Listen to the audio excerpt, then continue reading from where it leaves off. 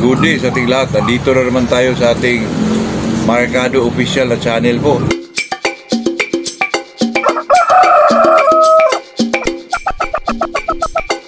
Kasi mga kaibigan, itong tatalakayin natin ay ano din to, tungkol pa rin sa manok. Wala namang iba talaga mga kaibigan. Kasi ang tanong niya, kung ang manok mo ay shuffler daw, medyo hot yun, di ba? Ano ba ang dapat ipasok para medyo kumalma or tumiming yung isang manok? May timing na isang manok mga kaibigan. Ay alam naman natin lahat yun mga kaibigan, di ba? Pasukan ng roundhead, pasukan ng limon, o pasukan ng ano, kaibigan, yung kilso, ganun. Kasi yung mga manok na ganun mga kaibigan ay medyo may timing po. At saka may tig-isa-isang palo, di katulad ng sweater mga kaibigan na grabe kung pumalo. Marami, pero hindi naman lahat mga kaibigan. Depende kasi yun sa anong klaseng sweater po. Katulad ng Golden Boy natin, mayroon pa rin, talagang mayroon silang ayag bibi mga kaibigan, pero itong Golden Boy ko mga kaibigan, may timing po, tsaka magangat talaga mga kaibigan, pero malakas sa baba po. Kaya depende kasi yun mga kaibigan. Pag sinasabing pasukan or para makontrol yung gigil niya sa palo mga kaibigan, pasukan natin ang mga limon, claret. Kung wala ka man doon mga kaibigan, sa mga hindi ka nakabili kasi medyo mahal na ngayon, pwede naman yung mga medyo may lahing Bisaya mga kaibigan, totoo yan. Yung mga medyo rasa lang ba, yung hindi talaga, wala talaga mga bloodline, hindi mo talaga alam kung anong bloodline yun, pero cruces lang siya mga kaibigan, pwede mga luwan.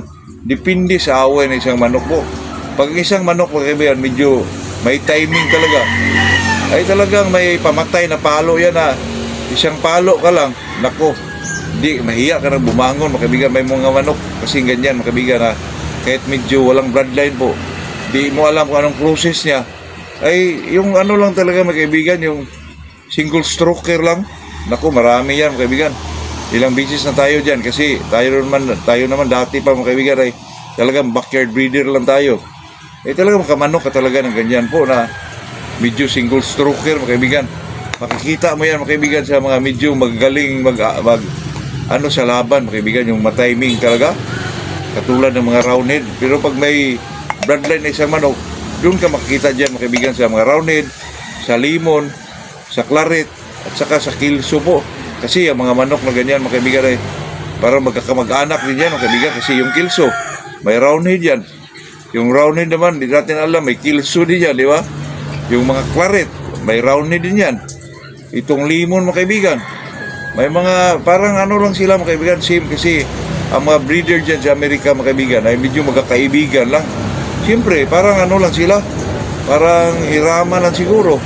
Katulad din dyan sa atin mga kaibigan, di ba?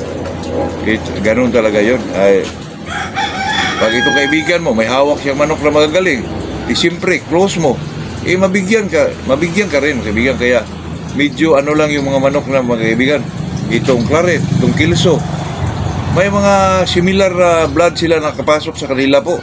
Kaya talagang kung magaling yung claret, magaling din yung kilso. Kaya ganun talaga mga kaibigan. Pag medyo hot yung manok mo, pasukan mo ng medyo malamig na manok mo na hindi hot mga kaibigan, yung single stroker lang.